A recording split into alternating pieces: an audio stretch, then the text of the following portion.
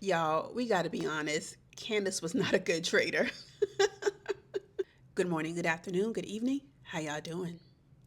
All right, let's get into season 4, episode 8 of The Traitors. So the episode opens up with Rob and Candace in the turret, and it is mad awkward because you can tell if you watch Candace on The Real Housewives, you know that she is restraining herself because Candace's mouth is lethal, okay?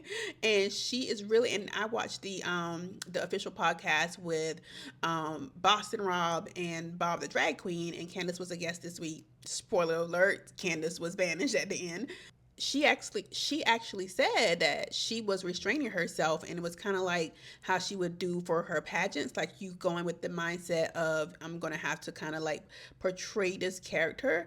But I could tell that Candace was holding back on Rob, and she really wanted to let go off on him, but she did not. So, since Lisa was banished at the last roundtable, they had the opportunity to recruit a new traitor or murder. So Rob, being as Candace would say, the snake that he is, I think I'm sidebar. I think Rob is doing an excellent job at being a traitor. Like he is so undetected. Like the people there, really has them under a spell where they're like, "There's no way. There's absolutely not. Rob is couldn't be a traitor." And from watching this show has been on for 3 seasons now, so it's always the person you least expect. That's who you should be looking at, right? But so Rob Rob kind of makes a decision for them that they are not going to recruit, and that they are going to murder. And so since he made that decision, he leaves the decision of who they should murder to Candace. And of course, he knows that Colton has been putting Candace's name out there. So even though Colton is his guy in this show, if Candace murders Colton, then that's going to tie it back to her because Candace is not aware that Colton has been speaking her name around the castle. So, yeah, Colton is murdered. So they get to the mission the next day after they have breakfast. The mission for this week is for them to recreate these portraits, and they're kind of split into two teams. One team is staying at the castle grounds, and the other ones are at a different location looking for the actual portraits that they are trying to recreate. It was so hilarious, but I noticed that Kristen is in the group with Rob, who that group had the opportunity to find a shield.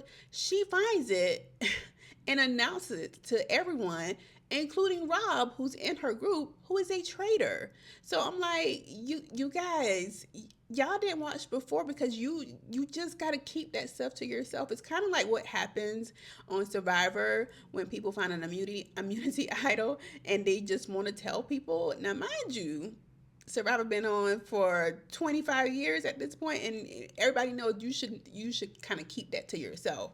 But lo and behold, Kristen announces it into the whole room, so Rob knows that she has a shield. Now, after the mission, people, of course, are discussing who they're going to be voting for, and Steven's name is floating out there a lot. Candace's name is also being floated around, and Johnny, who is Candace, they're kind of tight. He warns Candace that her name is being floated around. So then we see Rob and Candace have a traders meeting right out in the open, like right there. And he actually tells someone, "Hey, can I have, this alone time with Candace?" And I feel like if people would just look back especially after this banishment, of all the things that happened, like Rob has to come up. He has to come up because it's too weird. It's too weird. So then we get to the round table, and somehow the heat is removed from Steven, and then the heat then transfers over to Candace. Rob comes for Candace as well, and Candace comes for him first because I believe he was sitting there quietly, and her evidence is just so weak. Like, you just using him being nervous or dropping a spoon at breakfast?